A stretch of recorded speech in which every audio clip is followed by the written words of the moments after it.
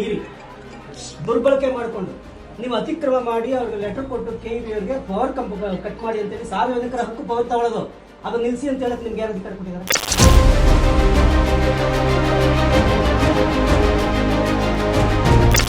ವಿದ್ಯುತ್ ಸಂಪರ್ಕ ಪಡೆದುಕೊಳ್ಳುವುದು ಪ್ರತಿಯೊಬ್ಬ ನಾಗರಿಕನ ಮೂಲಭೂತ ಅವಶ್ಯಕತೆಯಾಗಿರುತ್ತದೆ.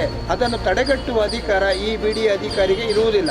ವಾಸ್ತವದಲ್ಲಿ ತನ್ನ ವ್ಯಾಪ್ತಿ ಮೀರಿ ಬೆಸ್ಕಾಂಗೆ ಕಾನೂನು ಬಾಹಿರವಾಗಿ ಪತ್ರ ಬರೆದು ಸಾವಿರಾರು ಜನರಲ್ಲಿ ಆತಂಕ ಸೃಷ್ಟಿಸಿ ಅವರ ಬದುಕಿನ ಜೊತೆ ಚೆಲ್ಲಾಟ ಆಡುತ್ತಿರುವ ವ್ಯಕ್ತಿ ಇದೇ ಅಶೋಕ್ ಎಂಬ ಅಧಿಕಾರಿ. ಈ ರೀತಿ ಲೆಟರ್ ಕಳಿಸಿ ಬೆಸ್ಕಾಂಗೆ ನಮಗೆ ತೊಂದರೆ ಕೊಡ್ತಾ ಇದ್ರು. ಸೊ ಅದನ್ನು ಪ್ರಶ್ನೆ ಮಾಡಿದ್ದಕ್ಕೆ ನಮ್ಮ ವಿರುದ್ಧವಾಗಿ ಕಂಪ್ಲೇಂಟ್ ಕೊಟ್ಟರು. ಅನಪೇಕ್ಷಿತವಾದ ಕಾನೂನು ಮೀರಿದಂಥ ಘಟನೆಗಳು ನಡೆದ್ರೆ ಅದಕ್ಕೆ ಕಾರಣ ಇವರೇ. ಇಂಥ ದುಷ್ಟ ಅಧಿಕಾರಿಗಳಾರಿದ್ದಾರೆ, ದುರ್ವರ್ತನೆ ತೋರ್ತಾಗಿರ್ತಕ್ಕಂಥ ಅಧಿಕಾರಿಗಳಾರಿದ್ದಾರೆ, ಅವರೇ ಅದಕ್ಕೆ ಕಾರಣ. ಈ ದಿನ.com ನಮ್ಮ ಕರ್ನಾಟಕ ನಡೆದ 50 ಹೆಜ್ಜೆ ಮುಂದಿನ ದಿಕ್ಕು ಎಂಬ ವಿಶೇಷ ಸಂಚಿಕೆಯನ್ನು ಹೊರತಂದಿದೆ. ಈ ವಿಶೇಷ ಸಂಚಿಕೆಯನ್ನು ಖರೀದಿಸೋಕೆ ಈ ಕೆಳಗೆ ಕಾಣಿಸ್ತಾ ಇರೋ ನಂಬರನ್ನು ಸಂಪರ್ಕಿಸಿ. ಇದು ಪತ್ರದ ವಿವರಣೆ ಏನಂತಂದರೆ, ನಾವು ಪೊಲೀಸ್ ಇನ್ಸ್ಪೆಕ್ಟರ್ ಕೆಂಗೇರಿ ಪೊಲೀಸ್ ಠಾಣೆ ಕೆಂಗೇರಿ ಅವರಿಗೆ ನೊಂದ ಗ್ರಾಮಸ್ಥರು, ನಾವೆಲ್ಲರೂ ನೊಂದ ಗ್ರಾಮಸ್ಥರು ಅಂತೇಳಿ ವಿಷಯ ಹಾಕಿದ್ದಾರೆ. ವಿಷಯ ಬಂದು ಶಾಂತಿಪ್ರಿಯ ಅಮಾಯಕ ಗ್ರಾಮವಾಸಿಗಳಿಗೆ ತೊಂದರೆ ಕೊಡುತ್ತಿರುವ BDA ಅಧಿಕಾರಿಯ ಬಗ್ಗೆ ಕಾನೂನು ಕ್ರಮ ಕೈಗೊಳ್ಳಲು ದೂರು. ಮಾನ್ಯರೇ, ಬೆಂಗಳೂರು ದಕ್ಷಿಣ ತಾಲೂಕು ವ್ಯಾಪ್ತಿಯ ಕಂಬೀಪುರ, ಗುಡಿಮಾವು, ದೇವಗೆರೆ, ದೊಡ್ಡಿಪಾಳ್ಯ, BM ಕಾವಲು, ಗಂಗಸಂದ್ರ, ಆಗರ, ಓಬಿಚೂಡಹಳ್ಳಿ, ಗುಳಕಮಲೆ, ಉತ್ತರಿ ಇತ್ಯಾದಿ ಗ್ರಾಮಗಳ ನಿವಾಸಿಗಳಾದ ನಾವುಗಳು ತಮ್ಮಲ್ಲಿ ಮನವಿ ಮಾಡಿಕೊಳ್ಳುವುದೇನೆಂದರೆ, ಈ ಕೆಳಗೆ ಸಹಿ ಮಾಡಿರುವ ನಾವುಗಳು ತಲತಲಾಂತರಗಳಿಂದ ಈ ಗ್ರಾಮಗಳಲ್ಲಿ ವಾಸವಾಗಿರುವ ನಿವಾಸಿಗಳಾಗಿದ್ದೇವೆ. ಹಾಗೂ ಕೆಲವರು ಈ ಊರುಗಳಲ್ಲಿ ನಿವೇಶನ ಖರೀದಿಸಿ ಹೊಸದಾಗಿ ಮನೆ ನಿರ್ಮಾಣ ಮಾಡಿಕೊಂಡಿರುತ್ತೇವೆ.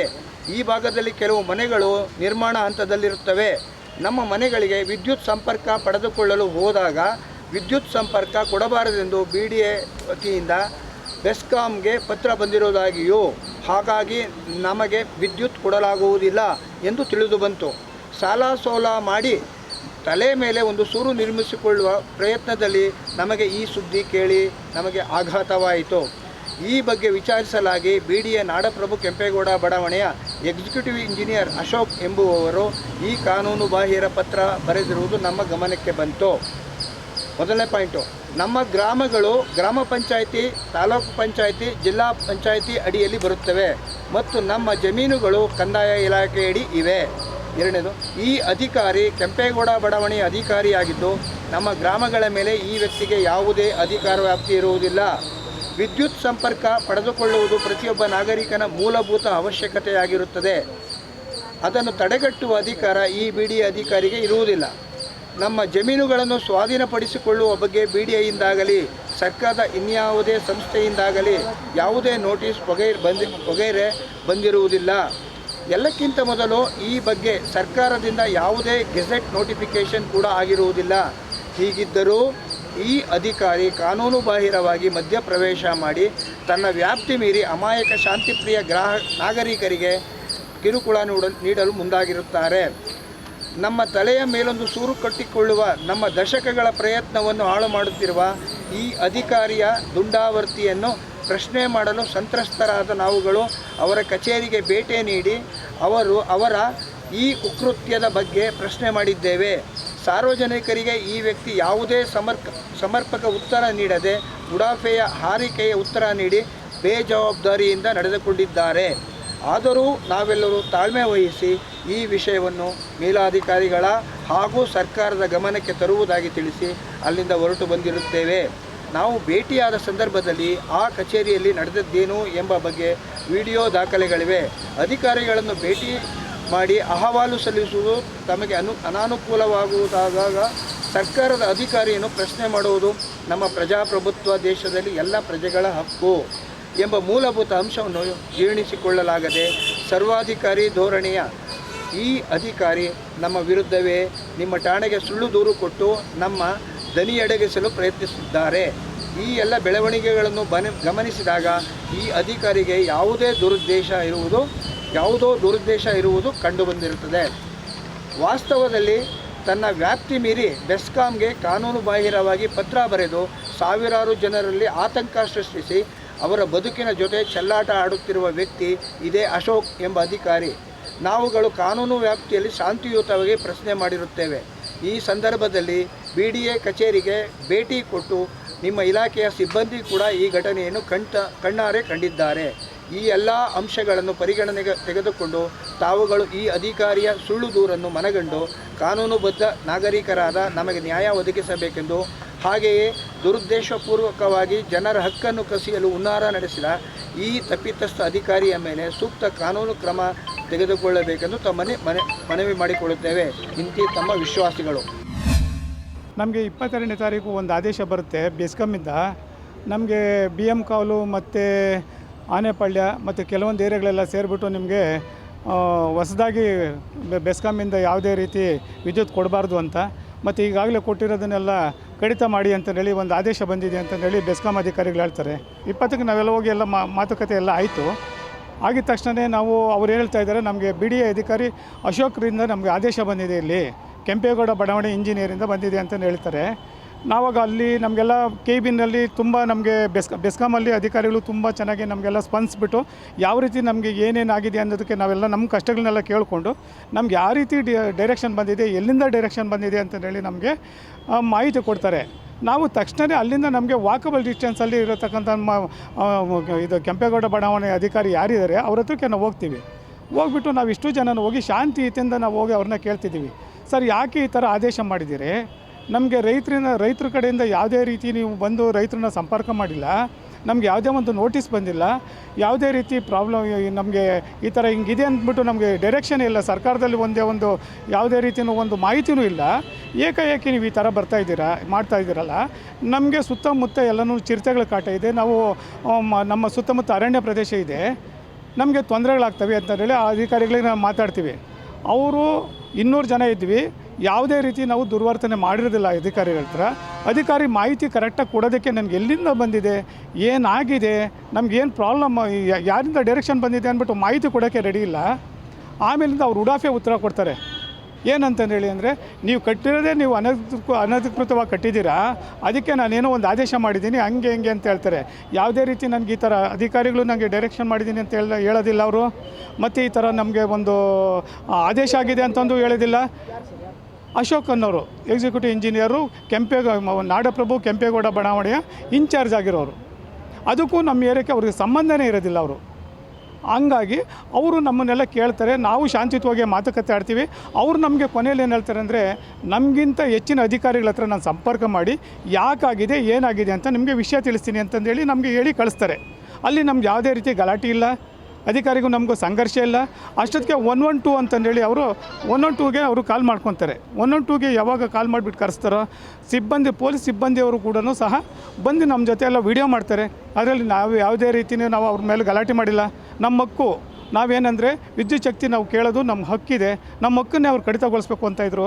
ಆಮೇಲೆ ಏನು ಮಾಡಿದ್ರು, ಏಕಾಏಕಿ ಆ ಮನುಷ್ಯ ಏನು ಮಾಡ್ತಾರೆ ಅಂದರೆ, ನಮ್ಮನ್ನು ಕುಗ್ಗಿಸ್ಬೇಕು ಅಂತ ಹೇಳಿ ಪೊಲೀಸ್ ಠಾಣೆಗೆ ಬಂದುಬಿಟ್ಟು ಕೆಂಗೇರಿ ಪೊಲೀಸ್ ಸ್ಟೇಷನ್ಗೆ ನಾವು 200 ಜನ ಬಂದಿದ್ದಾರೆ. ನಮಗೆ ನರಸಿಂಹಮೂರ್ತಿ ಅನ್ನೋರು ಮಾತುಕತೆ ಆಡ್ತಾರೆ, ಅವರು ಅಧಿಕಾರಿಗಳ ಹತ್ರ ಸೌಮ್ಯವಾಗಿ ಮಾತಾಡ್ತಾರೆ.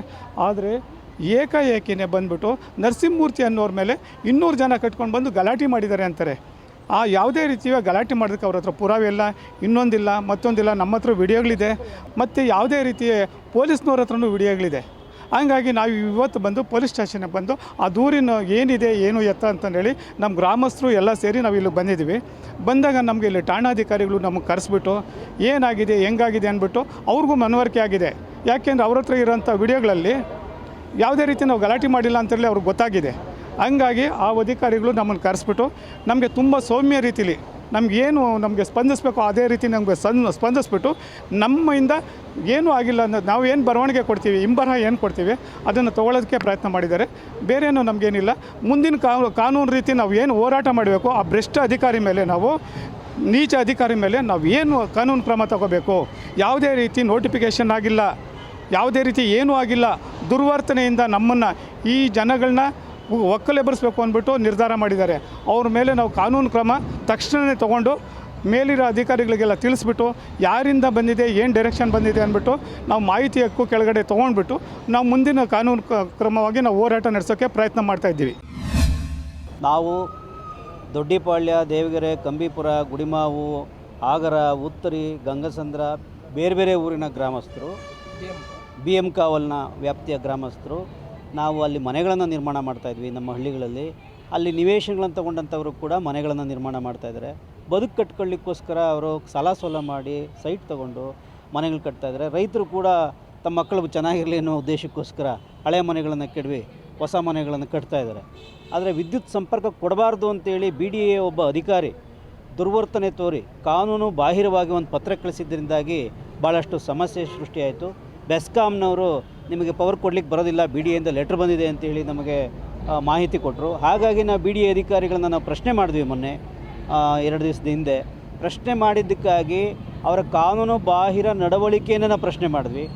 ನಮ್ಮ ಕಾನೂನು ಪ್ರಕಾರವಾಗಿ ವಿದ್ಯುತ್ ಪಡೆದುಕೊಳ್ಳುವಂಥ ನಮ್ಮ ಹಕ್ಕೇನಿದೆ ಅದನ್ನು ನಾವು ಕೇಳಿದ್ವಿ. ವಿದ್ಯುತ್ ಕೊಡುವಂಥದ್ದು ಪಡೆದುಕೊಳ್ಳೋದು ಪ್ರತಿಯೊಬ್ಬ ನಾಗರಿಕನ ಮೂಲಭೂತ ಹಕ್ಕು. ಅದು ಎಸೆನ್ಷಿಯಲ್ ಸರ್ವೀಸು, ಅದು ನಿರಾಕರಿಸ್ಲಿಕ್ಕೆ ಬರೋದಿಲ್ಲ. ಆದರೆ ಈ ಅಧಿಕಾರಿ ದುರುದ್ದೇಶದಿಂದ ಏನೋ ದುರುದ್ದೇಶ ಇದೆ ಆ ವ್ಯಕ್ತಿಗೆ. ಆ ದುರುದ್ದೇಶದಿಂದ ಆ ವ್ಯಕ್ತಿ ನಮಗೆ ಈ ರೀತಿ ಲೆಟರ್ ಕಳಿಸಿ ಬೆಸ್ಕಾಮ್ಗೆ ನಮಗೆ ತೊಂದರೆ ಕೊಡ್ತಾಯಿದ್ರು. ಸೊ ಅದನ್ನು ಪ್ರಶ್ನೆ ಮಾಡಿದ್ದಕ್ಕೆ ನಮ್ಮ ವಿರುದ್ಧವೇ ಕಂಪ್ಲೇಂಟ್ ಕೊಟ್ಟರು. ನಾವು ಅವರಿಗೇನೋ ತೊಂದರೆ ಕೊಟ್ಟಿದ್ದೀವಿ, ಅವ್ರ ಕಚೇರಿ ನುಗ್ಗಿ ಅವಾಚ್ಯವಾಗಿ ಬೈದು ಇತ್ಯಾದಿ ಏನೋ ಬರೆದಿದ್ದಾರೆ. ಸೊ ಎಲ್ಲ ಸುಳ್ಳು ದೂರುಗಳನ್ನು ಕೊಟ್ಟು ಸುಳ್ಳು ಕಂಪ್ಲೇಂಟ್ ಕೊಟ್ಟು ನಮಗೆ ಕಿರುಕುಳ ಕೊಡಲಿಕ್ಕೆ ಮುಂದಾಗಿದ್ದರು. ಆ ಕಾರಣಕ್ಕೋಸ್ಕರ ಎಲ್ಲ ಜನರು, ನಾವು ಗ್ರಾಮಸ್ಥರೆಲ್ಲರೂ ಸೇರಿ ನಾವು ಪೊಲೀಸ್ ಠಾಣೆಗೆ ಬಂದು ನಾವು ಪೊಲೀಸರು ನಮ್ಮನ್ನು ಕರೆದಿದ್ದರಿಂದ ಕೆಂಗೇರಿ ಪೊಲೀಸ್ ಇನ್ಸ್ಪೆಕ್ಟರು ಅವರ ಎದುರುಗಡೆ ವಾಸ್ತವಾಂಶಗಳನ್ನೆಲ್ಲ ವಿವರಿಸಿ ಹೇಳಿದ್ದೇವೆ. ಅವ್ರಿಗೂ ಅರ್ಥ ಆಗಿದೆ. ಇದು ಜನರ ಅಹವಾಲನ್ನ ಹೇಳಲಿಕ್ಕೆ ಬಂದರೆ ಈ ಅಧಿಕಾರಿ ಪೊಲೀಸ್ ಕಂಪ್ಲೇಂಟ್ ಕೊಟ್ಟಿದ್ದಾರೆ, ಇದರಲ್ಲಿ ಯಾವುದೇ ಹುರುಳಿಲ್ಲ. ಜನರು ತಮ್ಮ ಸಮಸ್ಯೆಗಳನ್ನ ಹೇಳ್ಕೊಳ್ಳಿಕ್ಕೆ ಅಧಿಕಾರಿ ಹತ್ರ ಹೋಗಿದ್ದಾರೆ. ಅದರ ಮನುಷ್ಯ ಅದನ್ನೇ ಅಫೆನ್ಸಿವ್ ಆಗಿ ತೊಗೊಂಡು ಅದನ್ನು ಕಂಪ್ಲೇಂಟ್ ಕೊಟ್ಟು ಸುಳ್ಳು ಕಂಪ್ಲೇಂಟ್ ಕೊಟ್ಟಿದ್ದಾರೆ ಅನ್ನೋದು ಅವ್ರಿಗೂ ಮನವರಿಕೆಯಾಗಿದೆ. ಹಾಗಾಗಿ ನಾವು ನಮ್ಮ ಹೇಳಿಕೆಯನ್ನು ಕೂಡ ದಾಖಲಿಸಿದ್ದೀವಿ. ಇಲ್ಲಿಗೆ ಈ ಕೇಸ್ ಮುಕ್ತಾಯ ಆಗುತ್ತೆ ಅಂತ ಭಾವಿಸೋಣ. ಆದರೆ ಕೆಲವು ಮಾಧ್ಯಮಗಳಲ್ಲಿ, ಕೆಲವು ಪತ್ರಿಕೆಗಳಲ್ಲಿ ಇದೇ ವ್ಯಕ್ತಿ, ಈ ಅಶೋಕನ್ನು BDA ಎಕ್ಸಿಕ್ಯೂಟಿವ್ ಇಂಜಿನಿಯರ್, ನಾಡಪ್ರಭು ಕೆಂಪೇಗೌಡ ಬಡಾವಣೆಯ ವ್ಯಾಪ್ತಿಯ ಅಧಿಕಾರಿ, ಕೆಲವು ಪತ್ರಿಕೆಗಳಲ್ಲಿ ಹೇಳಿದ್ದಾರೆ ಏನಂತಂದರೆ ನಾವು ಇಷ್ಟಕ್ಕೆ ಬಿಡೋದಿಲ್ಲ, ನಾವು ಇದನ್ನು FIR ಹಾಕಿಸ್ತೀವಿ, ಇನ್ನೂ ನಾವು ಬೇರೆ ಏನೇನೋ ಮಾಡ್ತೀವಿ, ನಾವು ಬೇರೆ ಕ್ರಮಗಳು ತೊಗೊಳ್ತೀವಿ ಅಂತ ಹೇಳಿದ್ದಾಗಿ ಬೇರೆ ಪತ್ರಿಕೆಗಳಲ್ಲಿ ಪ್ರಕಟ ಆಗಿದೆ. ಆ ವ್ಯಕ್ತಿಯ ಯಾವುದೇ ಆ ವ್ಯಕ್ತಿ ಇರಲಿ, ಅವನ ಹಿಂದೆ ಇರತಕ್ಕಂಥ ಯಾವುದೇ ಶಕ್ತಿ ಇರಲಿ, ನಾವು ಅವರಿಗೆ ತಲೆ ಬಗ್ಸೋರಲ್ಲ. ನಾವು ನಮ್ಮ ಆಸ್ತಿ, ನಮ್ಮ ಜಮೀನು, ನಮ್ಮ ನಿವೇಶನ, ಯಾರಪ್ಪನ ಆಸ್ತಿನೂ ಅಲ್ಲ, ಅಶೋಕನಪ್ಪನ ಆಸ್ತಿನೂ ಅಲ್ಲ. ನಾವು ಯಾರ ಆಸ್ತಿಗೂ ಹೋಗಿಲ್ಲ. ನಮ್ಮ ಮನೆ ನಾವು ಕಟ್ಕೋತೀವಿ, ನಾವು ಕಟ್ತೀವಿ. ನಮ್ಮ ಮನೇಲಿ ನಾವು ವಾಸ ಮಾಡ್ತೀವಿ. ನಾವು ನಮ್ಮ ಮಕ್ಕಳು, ನಮ್ಮ ಭವಿಷ್ಯ ನಾವು ರೂಪಿಸ್ಕೊಳ್ಳೋಕೆ ನಾವು ಪ್ರಯತ್ನ ಮಾಡ್ತೀವಿ. ಅದು ತಡೆಗಟ್ಟಲಿಕ್ಕೆ ಬಂದಂಥ ಇಂಥ ದುಷ್ಟಶಕ್ತಿಗಳ ವಿರುದ್ಧ ನಾವೆಲ್ಲರೂ ಒಗ್ಗಟ್ಟಾಗಿ ಹೋರಾಟ ಮಾಡ್ತೀವಿ. ನಮ್ಮ ಹಕ್ಕನ್ನು ನಾವು ಉಳಿಸ್ಕೊಳ್ತೀವಿ. ಪೊಲೀಸ್ ಸ್ಟೇಷನಲ್ಲಿ ನೀವು ಕಾನೂನು ಪ್ರಕಾರವಾಗಿ ನೀವು ಯಾವ ರೀತಿ ಕ್ರಮ ತಗೋಬೇಕು ಅದನ್ನು ಕ್ರಮ ತಗೊಳ್ಳಿ. ನಿಮ್ಮ ಹಕ್ಕುಗಳನ್ನು ನೀವು ಉಳಿಸ್ಕೊಳ್ಳಿಕ್ಕೆ ಕಾನೂನು ಕ್ರಮವಾಗಿ ಹೋಗಿ. ಆದರೆ ಅವರ ಕಚೇರಿಗೆ ಹೋಗಿ ಗಲಾಟೆ ಮಾಡೋದು ಮಾಡಬೇಡಿ ಅಂತ ಹೇಳಿದ್ರು. ನಾವು ಹೇಳಿದ್ವಿ, ಗಲಾಟೆ ಮಾಡೋ ಉದ್ದೇಶ ನಮಗಿರಲೂ ಇಲ್ಲ, ಮುಂದೆನೂ ಇಲ್ಲ. ಅಂಥ ಅನಾಹುತಗಳೇನಾದರೂ ಸಂಭವಿಸಿದ್ರೆ ಅದಕ್ಕೆ ಕಾರಣ ಯಾರಪ್ಪ ಅಂದರೆ ಶಾಂತಿಯುತವಾಗಿ ಕೆಲಸ ಮಾಡ್ತಾ ಇರ್ತಕ್ಕಂಥ ಗ್ರಾಮವಾಸಿಗಳಲ್ಲ, ಇಂಥ ದುರ್ವರ್ತನೆ ಮಾಡುವಂಥ ಅಧಿಕಾರಿಗಳೇ. ಅಂಥದ್ದೇನಾದರೂ ಅನಾಹುತಗಳು ಸಂಭವಿಸಿದ್ರೆ, ಅನಪೇಕ್ಷಿತವಾದ ಕಾನೂನು ಮೀರಿದಂಥ ಘಟನೆಗಳು ನಡೆದರೆ ಅದಕ್ಕೆ ಕಾರಣ ಇವರೇ. ಇಂಥ ದುಷ್ಟ ಅಧಿಕಾರಿಗಳ್ಯಾರಿದ್ದಾರೆ, ದುರ್ವರ್ತನೆ ತೋರ್ತಾಗಿರ್ತಕ್ಕಂಥ ಅಧಿಕಾರಿಗಳ್ಯಾರಿದ್ದಾರೆ, ಅವರೇ ಅದಕ್ಕೆ ಕಾರಣ. ಆದ್ದರಿಂದ ನಾವು ಇವತ್ತಿನ ಸಂದರ್ಭದಲ್ಲಿ ಸ್ಥಳೀಯ ಶಾಸಕರಾದಂಥ ST ಸೋಮಶೇಖರ್ ಅವರಿಗೆ ಮತ್ತು ನಗರಾಭಿವೃದ್ಧಿ ಸಚಿವರಾದಂಥ DK ಶಿವಕುಮಾರ್ ಅವರಿಗೆ ಮತ್ತು ಇತರೆ ಇಲಾಖೆಯ ಉನ್ನತಾಧಿಕಾರಿಗಳಿಗೆ, ಮಾನ್ಯ ಮುಖ್ಯಮಂತ್ರಿಗಳಿಗೆ, ಎಲ್ಲರಿಗೂ ನಾವು ಮಾಡ್ತಾ ಇರ್ತಕ್ಕಂಥ ಮನವಿ, ನಾವು ಕಳಕಳಿಯ ಮನವಿ ಇಷ್ಟೇ. ಈ ದುಷ್ಟ ಅಧಿಕಾರಿಗಳನ್ನು ನೀವು ತಹಬಂದಿಗೆ ತನ್ನಿ. ಅವ್ರು ಮಾಡ್ತಾ ಇರ್ತಕ್ಕಂಥ ಕಾನೂನು ಬಾಹಿರ ಕೃತ್ಯಗಳನ್ನು ತಡೆಗಟ್ಟಿ ಬಡ ಜನರಿಗೆ ನೀವು ರಕ್ಷಣೆ ಒದಗಿಸಿ, ನಮಗೆ ನ್ಯಾಯ ಒದಗಿಸಿ ಅಂತೇಳಿ ನಾವು ಕೇಳ್ಕೊತೀವಿ. ನಾವು ಗಳ್ಳಳ್ಳಿ ಸೈಟ್ ತೊಗೊಳಿದ್ದೀನಿ, ಬಾಲಾಜಿ ಲೆವೆಟಲ್ಲಿ ತಗೊಂಡು 8 ವರ್ಷ ಆಯಿತು. ಇನ್ನೂ ಏನೂ ಆಗಿಲ್ಲ. ಈಗ ಮನೆ ಕಟ್ಟೋಣ ಅಂತ ಹೇಳಿದ್ರು, ಮೀಟಿಂಗ್ ಮಾಡಿದ್ರು. ಅಲ್ಲಿ ನಾವು ಹೋಗಿ ನೋಡಿದ್ರೆ ಮನೆ ಕಟ್ಟೋಣ ಅಂತ ಅಡ್ಜಸ್ಟ್ ಮಾಡ್ತಾಯಿದ್ದೀನಿ. ಇನ್ನೂ ಸಾಲನ ಅದೇನೇ ತೀರಿಸಿಲ್ಲ. ಇವಾಗ ಹೆಣ್ಮಕ್ಳಿಗೆ ಮದುವೆ ಮಾಡಿದ್ವಿ ನಾವು. 2-3 ಮಕ್ಕಳು ನಮಗೆ, 2 ಗಂಡು ಮಕ್ಕಳು 1 ಹೆಣ್ಮಕ್ಳು. ಮದುವೆ ಮಾಡಿ ಇನ್ನೂ 7 ತಿಂಗಳೂ ಆಗಿಲ್ಲ. ಪುನಃ ಮನೆ ಕಟ್ಟಿ ಅಂತ ಇದ್ದಾರೆ. ನಮ್ಮ ದುಡ್ಡಿಲ್ಲ, ನೋಡೋಣ ಈ ಸಾಲ ಆಗಿಲ್ಲ ಮಾಡಿ ಪುನಃ ಕಟ್ಟೋಣ ಅಂತ ಇದ್ದರೆ ಇವಾಗ ಲೈಟ್ ಕಡೋದಿಲ್ವ ಅಂತ ಇದ್ದರೆ, ನಾವು ಎಷ್ಟು ಕಷ್ಟಪಟ್ಟು ಸಾಲ ಮಾಡಿ ಒಡವೆ ಮಡಗಿ ಮನೆ ಬಗ್ಗೆ ಹಾಕಿರೋದು, ಅದು ದುಡ್ಡು ತಗೊಂಡು ಎಲ್ಲ ನಾವು ಸೈಟ್ ತಗೊಂಡೆ. ಇವಾಗ ಕರೆಂಟ್ ಕಡೋದಿಲ್ಲ ಅಂದರೆ ಯಾಕೆ ಕಡೋದಿಲ್ಲ? ಅವ್ರು ಕೊಟ್ಟಿದ್ದಾರೆ 150 ರೂಪಾಯಿ. ಇಲ್ಲ ನಮಗೆ ಕೊಟ್ಟರೆ ಆಯ್ತಪ್ಪ, ನೀವು ಕೊಟ್ಟಿದ್ದೀರ, ನಾವು ಮನೆ ಬಿಡ್ಬಿಡೋಣ ಜಾಗ ಅಂತ ಇದ್ದೆ. ನಾವು ಸಾಲ ಮಾಡಿ ಒಡವೆ ಎಲ್ಲ ಮಡಗಿ ಮನೆ ದುಡ್ಡು ಹಾಕಿ ತಗೊಳಿದ್ದು ಮನೆ. ನನಗೆ ಇವಾಗ ಮನೆ ಕಟ್ತಾ ಇದ್ವಿ, ನನಗೆ ಕರೆಂಟ್ ಬೇಕಾ? ಯಾಕೆ ಕೊಡೋದಿಲ್ಲ? ಇಲ್ಲಾಂದರೆ ಅವ್ರು ಬಂದು ಮುಂದೆ ಮಾತಾಡಲಿ, ನಾನು ಮಾತಾಡ್ತೀನಿ, ನಿಜವಾಗ್ಲೂ ನಾನು ಮಾತಾಡ್ತೀನಿ. ನನ್ನ ಹಿಂದೆ ಮಾತಾಡ್ತಾರೆ ಯಾರು ಅವರು? ನಮ್ಮ ಯಜಮಾನ್ರು ನೆಂಟರು ಅವರು, ಇಲ್ಲ ನಮ್ಮ ಅಮ್ಮಂತವ ನೆಂಟರು ಅವರು ಹಿಂದೆ ಬಂದು ಮಾತಾಡೋದು. ಮುಂದ್ಗಡೆ ಬಂದರೆ ನಾನು ಮಾತಾಡ್ತೀನಿ. ಮುಂದೆ ಬರೋಕ್ಕೆ ಭಯ ಆಗ್ತಾಯಿದೆ, ಹಿಂದೆ ಮಾತಾಡ್ತಾ ಇದ್ದಾರಲ್ಲ, ಯಾರನ್ನು ಬರಲಿ ನಮ್ಮ ಮುಂದ್ಗಡೆ, ನಾನು ಮಾತಾಡ್ತೀನಿ. ಮನೆ ಕಟ್ಟಿ ಅಂತ ಹೇಳಿರಿ 2 ತಿಂಗಳಾಯಿತು. ಇವಾಗ ಮನೆ ಕಟ್ಟೋಣ ಅಂತ 1 ತಿಂಗಳಿಂದ ಯೋಚನೆ ಮಾಡಿ ರಾತ್ರಿಯಿಂದ ನಿದ್ದೆ ಇಲ್ಲ, ಹೊಟ್ಟೆಗೆ ಊಟ ತಿಂತಾ ಇಲ್ವಾ, ಕೆಲಸ ಎಲ್ಲ ಬಿಟ್ಟು ಬರ್ತಾ ಇದ್ದೀವಿ ನಾವು ಮೀಟಿಂಗ್ಗೆ. ಹೆಂಗೋ ಸೀಟಿನ ಮನೆ ಕಟ್ಬಿಡ್ಕೊಳ್ಳೋಣ ಅಂದರೆ ಕರೆಂಟ್ ಕೊಡೋದಿಲ್ವ ಅಂತಂದರೆ, ಯಾರು ಕರೆಂಟ್ ಕೊಡೋದಿಲ್ಲ ಅಂತ ಅವರು ಹೇಳ್ತಾ ಇರೋದು? ಮುಂದ್ಗಡೆ ಬಂದು ಮಾತಾಡ್ತೀನಿ. ಇವರು ಕಂದಾಯಗೂ ಬಿಡಿಗೆ ಏನು ಸಂಬಂಧ? ಬಿ ಡಿ ಅದವ್ರು ಅಕ್ವೈರ್ ಮಾಡಾದ್ಮೇಲೆ ಇವ್ರಿಗೆ ಸಂಬಂಧ ಇರೋದು.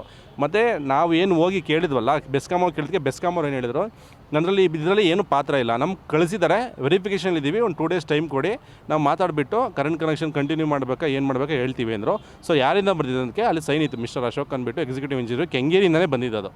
ಇಲ್ಲಿಗೇನ ಬರ್ತಿದ್ರಲ್ಲಿ ಅಲ್ಲಿ ಹೋದ್ವಿ, ಇದ್ರು ನಾವು ಕೇಳಿದ್ವಿ. ಏನಾಗಿತ್ತು ಅಂದರೆ ತುಂಬ ಜನ ಸೇರಿಕೊಂಡ್ರು, ಅವಾಗ ಹಿಂದೆ ಏನಾದ್ರು ಕೂಗಾಡಿಗೆ ಮಾಡಿರ್ತಾರೆ, ಬಟ್ ಮಾತಾಡಿದ್ದು ಒಬ್ಬರೇ. ಈಗ ಸುಮಾರು ಜನ ಹೋಗಿದ್ರು, ನಾವು ಏನೂ ಮಾತಾಡಿಲ್ಲ. ಅಲ್ಲಿ ಏನು ಕೇಳಿದ್ದೀವಿ ನಾವು, ಜಸ್ಟು ಸರ್ ಇದು ನೋಟಿಫಿಕೇಷನ್ ಎಂದು ಕಳಿಸಿದ್ದೀರಾ, ಏನು ಪ್ರಾಬ್ಲಮ್ಮು ಏನಂತ ಕೇಳಿದ್ರೆ ಅಷ್ಟೇ ಕೇಳಿರೋದು. ಅದರಲ್ಲಿ ಅವರು ನಾನು ಹೋಗಬೇಕು ಅಂತಿದ್ರು, ಆದ್ರೂ ಇಲ್ಲ ಸರ್ ದಯವಿಟ್ಟು ದಯಮಾಡಿ ಕೂತ್ಕೊಳ್ಳಿ ಅಂತ ರಿಕ್ವೆಸ್ಟ್ ಕೇಳಿಕೊಂಡು ಇವನ್ ಪೊಲೀಸರು ಬಂದಿದ್ದರು, ಅವರು ಅಲ್ಲೇ ನಿಂತಿದ್ರು. ಆಲ್ಮೋಸ್ಟ್ ಒಂದು 10 ಮಿನಿಟ್ಸ್ ಪೊಲೀಸರು ಇದ್ರು. ನಾವು ಕೇಳಬೇಕಾರೆ ಏನಕ್ಕೆ ಈ ಥರ ಮಾಡಿದರೆ ಏನು ಇಲ್ಲ, ನಿಮ್ಮ ಹತ್ರ ಏನಾದ್ರೂ ನೋಟಿಫಿಕೇಷನ್ ಇದೆಯಾ, ಮೇಲಧಿಕಾರಿ ಈಗ ಮೇನ್ ಬ್ರಾಂಚಿಂದ ನಿಮ್ಗೆ ಏನು ನೋಟಿಫಿಕೇಷನ್ ಇದೆಯಾ ಅದನ್ನು ಹೇಳಿ ಅಂತಂದರೆ, ಇಲ್ಲ ಓರಲ್ಲಾಗಿ ಹೇಳಿದ್ದಾರೆ ಅಂತ ಅವರೇ ಸ್ಪಷ್ಟವಾಗಿ ಅವರೇ ಹೇಳಿದ್ದಾರೆ. ಅದು ವೀಡಿಯೋ ಮೂಲಕ ಎಲ್ಲ ಇದೆ, ಅದೆಲ್ಲ ಮಾತಾಡ್ಕೊಂಡು ಬಂದಿದ್ದೀವಿ. ಡೈರೆಕ್ಟಾಗಿ ಹೋಗಿ ಏಕಾಏಕಿ ಅವ್ರು ತಿರ್ಗಾ ಮತ್ತೆ ಏನು ಮಾಡಿದ್ದಾರೆ, ನಮಗೆ ಪೊಲೀಸ್ ಕಂಪ್ಲೇಂಟ್ ಕೊಡೋದು ಆ ಥರ ಎಲ್ಲ ಮಾಡಿದ್ದಾರೆ. ಯಾರು ಮುಂದೆ ಮಾತಾಡಿದ್ರು ಅವರೆಲ್ಲ ಎದುರಿಸ್ಲಿಕ್ಕೋಸ್ಕರ ಆ ಥರ ಮಾಡಿದ್ದಾರೆ. ಸರ್ ಎದುರುಕೊಳ್ತಾರ ಇದ್ದಿದ್ರೆ ನಾವು ಅಲ್ಲಿವರೆಗೂ ಮೂವ್ ಆಗ್ತಾನೆ ಇರಲಿಲ್ಲ ಸರ್. ಏನೋ ಹೆಂಗೋ ಕರೆಂಟ್ ಕನೆಕ್ಷನ್ ಕೊಡ್ತಾರೆ ಅಂದ್ಬಿಟ್ಟು ಸುಮ್ಮನೆ ಆಗ್ಬಿಟ್ಟು ನಮ್ಮ ಪಾಡಿಗೆ ನಾವು ಈಗ ನಮ್ಮದು ಮನೆ ಕಟ್ಕೊಂಡಿದ್ದೀವಿ, ಅಯ್ಯೋ ನಾವು ಸೇಫ್ ಏನೋ ಇರೋಣ ಅಂದ್ಬಿಟ್ಟು ಇದ್ಬಿಡ್ತಿದ್ವಿ. ನಾವು ಎದುರಿಸ್ತೀವಿ ಅಂತ ಇದು ಮಾಡಿದ್ದಾರೆ. ನಮ್ಮದು ಕನೆಕ್ಟ್ ಮಾಡಿದ್ವಿ, ಕನೆಕ್ಷನ್ ತೆಗಿತೀವಿ, ನಿಮ್ಮದು ಲೀಗಲ್ ಇಲ್ಲ, ಅದಿಲ್ಲ ಇದಿಲ್ಲ ಅಂತೆಲ್ಲ ಹೇಳಿದರು. ಬೆಂಗಳೂರಿನಲ್ಲಿ ಎಷ್ಟು ಪರ್ಸೆಂಟು ಅಧಿಕೃತ ಕಟ್ಟಡಗಳು ಎಷ್ಟು ಪರ್ಸೆಂಟ್ ಇದೆ? ಯಾವುದೂ ಲೇಔಟಾಗಿ ಆಗೇ ಇಲ್ವಾ? ಇವನ್ ಗಿರಿನಗರದಲ್ಲಿ ನಿಮ್ಗೆ ಎಷ್ಟು ಎಕರೆ ಭೂಮಿಗಳು ಲೇಔಟ್ ಆಗಿ ಆಗಿರೋದು? ಅದೆಲ್ಲ 70% ಡೆವಲಪ್ಮೆಂಟ್ ಆಗಿರೋದೇ ರೆವಿನ್ಯೂಯಿಂದ ಬೆಂಗಳೂರು. ಅದೇ ರೀತಿ ನಮ್ಮದು ಡೆವಲಪ್ಮೆಂಟ್ ಆಗಿರೋ ತಿರ್ಗಾ ತೆಗಿತೀವಿ ಅಂದರೆ ಅದು ಸರಿ ಇಲ್ಲ. ಆಮೇಲೆ ನಾವು ಅವರು ಹೋಗಿ ಎದುರಿಸ್ಲಿಕ್ಕೋಸ್ಕರ ಕಂಪ್ಲೇಂಟ್ ಕೊಟ್ಟಿದ್ರು. ಅದಕ್ಕೆ ನಾವೇನು ಮಾಡಿದ್ವಿ, ಪೊಲೀಸರಿಗೆ ಸರ್ ಈ ಥರ ಸಾಕ್ಷಿ ಇದೆ, ನಮ್ಮ ಹತ್ರ ವೀಡಿಯೋ ಇದೆ, ಕಂಪ್ಲೀಟ್ ವೀಡಿಯೋ ಮಾಡಿದ್ವಿ, ನಾವು ತೋರಿಸಿದ್ವಿ. ಅವರು ಅಧಿಕಾರಿಗಳನ್ನು ಪೊಲೀಸರನ್ನು ತುಂಬ ನನಗೆ ಸ್ಪಂದಿಸಿದ್ದಾರೆ, ಮಾತಾಡಿದ್ದಾರೆ, ಏನು ತಪ್ಪು ಏನು ಸರಿ ಅನ್ನೋದನ್ನ ಇದು ಮಾಡಿಕೊಂಡು. ಮತ್ತು ನಾವು ಇವಾಗ ಅವರು ಅಶೋಕ್ ಅವ್ರಿಗೆ ಏನು ನಾವು ಮನವಿ ಸಲ್ಲಿಸಬೇಕೋ, ಇಲ್ಲ ಬಿ ಡಿ ಅವ್ರಿಗೆ ಏನು ಮನವಿ ಸಲ್ಲಿಸಬೇಕೋ ಅದನ್ನು ಕಂಟಿನ್ಯೂ ಮಾಡ್ತೀವಿ. ದಯವಿಟ್ಟು ನಮ್ಮ ಬಡ ಜನಗಳಿಗೆ ತೊಂದರೆ ಕೊಡಬೇಡಿ. ದಯವಿಟ್ಟು ಬಡ ಜನಗಳಿಗೆ ಯಾರೇ ಆಫೀಸರ್ ಆದ್ರೂ ದಯವಿಟ್ಟು ಯಾರಿಗೂ ತೊಂದರೆ ಕೊಡೋಕ್ಕೆ ಹೋಗಬೇಡಿ. ಕರೆಂಟ್ ತೆಗೆಯೋದ್ರಿಂದ ಹೆಂಗೆ ಸರ್ ನಾವು ಮನೆ ಕಟ್ಟಕೊಂಡು ಬದುಕೋಕ್ಕಾಗುತ್ತೆ, ಜೀವನ ಮಾಡೋಕ್ಕಾಗುತ್ತೆ? ಆ ಜಾಗದಲ್ಲಿ ಸಾಕಷ್ಟು ಈ ಪ್ರಾಣಿಗಳು ಬರ್ತಕ್ಕಂಥದ್ದು ಜಾಗ ಇದೆ ಸರ್. BM ಕಾವಲು ಅಂದರೆ ನಿಮಗೆ ಗೊತ್ತಿರೋ ಪ್ರಕಾರವಾಗಿ ಕಾಡಿರ್ತಕ್ಕಂಥ ಅಂಚಿನಲ್ಲಿರ್ತಕ್ಕಂಥ ಜಾಗಗಳು ಸುಮಾರು ಹಳ್ಳಿ ಅಕ್ಕಪಕ್ಕ ಕಾಡಿದೆ ಸರ್. ದಟ್ ಈಸ್ ನಾರ್ಮಲ್ ಆಗಿರ್ತಕ್ಕಂಥ ಕಾಡು ಸರ್. ಅದರಿಂದ ಬರ್ತಕ್ಕಂಥ ಕಾಡು ಪ್ರಾಣಿಗಳನ್ನ ರಕ್ಷಣೆ ಮಾಡ್ಕೊಳ್ಳೋದು ಹೆಂಗೆ ಸರ್? ಕರೆಂಟ್ ಇಲ್ಲ ಅಂತ ಹೇಳಿದ್ರೆ, ಈಗ ಕಟ್ಟಿರ್ತಕ್ಕಂಥ ನಮ್ಮ ಲೆವೆಟಲ್ಲಿ ಸಾಕಷ್ಟು ಮನೆಗಳು ಇದ್ದಾವೆ ಸರ್, ಅವರು ಕರೆಂಟ್ ಕಟ್ ಮಾಡ್ತೀವಿ, ಅವ್ರಿಗೆ ಮತ್ತು ಟೆಂಪ್ರವರಿ ಕರೆಂಟನ್ನು ಕೂಡ ಕಟ್ ಮಾಡ್ತೀವಿ ಅಂತಕ್ಕಂಥದ್ದು ತುಂಬ ತಪ್ಪು ಸರ್. ಈ ಕೆಲಸ ಮಾಡಬಾರ್ದು ಸರ್. ದಯವಿಟ್ಟು ನಾನು ಈ ಏರಿಯಾದಲ್ಲಿರ್ತಕ್ಕಂಥ MLA ಅವರಿಗೆ ಮತ್ತು ಈ ಒಂದು ಮೇಲಾಧಿಕಾರಿಗಳಿಗೆ ನಾನು ರಿಕ್ವೆಸ್ಟ್ ಮಾಡ್ತಕ್ಕಂಥದ್ದು ಏನಂತ ಹೇಳಿದರೆ, ದಯವಿಟ್ಟು ಈ ಲೇಔಟ್ ಕಟ್ಟೋರು ಆಲ್ರೆಡಿ ಮಾಡಿರ್ತಕ್ಕಂಥದ್ದು ಇಂಪ್ಲಿಮೆಂಟ್ ಆಗಿರ್ತಕ್ಕಂಥ ಲೇಔಟಲ್ಲಿರ್ತಕ್ಕಂಥ ಜನರಿಗೆ ದಯವಿಟ್ಟು ತೊಂದರೆ ಕೊಡಬೇಡಿ.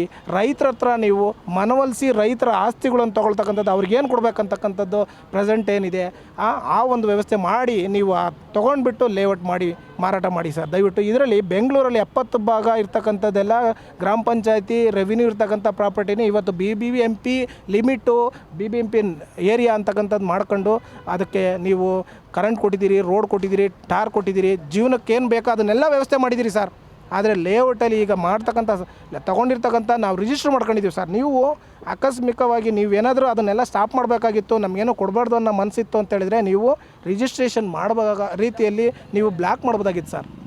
ಈಗೇನು ನಾವು RTC ತಕ್ಕಂಥ ಆಸ್ತಿ ಮೇಲೆ ನಾವು ಏನು ರೆವಿನ್ಯೂ ಸೈಟ್ ತೊಗೊಳ್ತಿದ್ದೀವೋ ಆ ಸೈಟನ್ನು ಆ ಲೇಔಟ್ ಸರ್ವೆ ಮಾಡಿರ್ತಕ್ಕಂಥ ವಿಚಾರ ಆಗಿರಲಿ, ನೀವೇನು ಡೆವಲಪ್ಮೆಂಟ್ ಮಾಡಬೇಕಂತ BD ಇತ್ತೋ ಅದನ್ನು ಮುಂಚಿತವಾಗಿ ನಿಲ್ಲಿಸ್ಬೋದಾಗಿತ್ತು ಸರ್. ನಾವು ಅದನ್ನು ನೀವು ರಿಜಿಸ್ಟರ್ ಮಾಡಿಬಿಟ್ಟು ನಾವು ಪೇ ಮಾಡಿರ್ತಕ್ಕಂಥ ಗೌರ್ಮೆಂಟಿಗೆ ಏನು ಕಟ್ಟಬೇಕು ಆ ಒಂದು ಟ್ಯಾಕ್ಸನ್ನು ಕಟ್ಬಿಟ್ಟು ನಾವು ಸ್ವಂತಕ್ಕೆ ಆಸ್ತಿ ಮಾಡ್ಕೊಂಡಿದ್ದೀವಿ ಸರ್. ಅದು 20-30 ಸೈಟ್ ಆಗಿರ್ಬೋದು, 15-20 ಸೈಟ್ ಆಗಿರ್ಬೋದು. ದಯವಿಟ್ಟು ಈ ರೀತಿ ತೊಂದರೆ ಕೊಡಬೇಡಿ ಸರ್. ದಯವಿಟ್ಟು ನಮ್ಮನ್ನು ಬದುಕಕ್ಕೆ ಬಿಡಿ ಸರ್.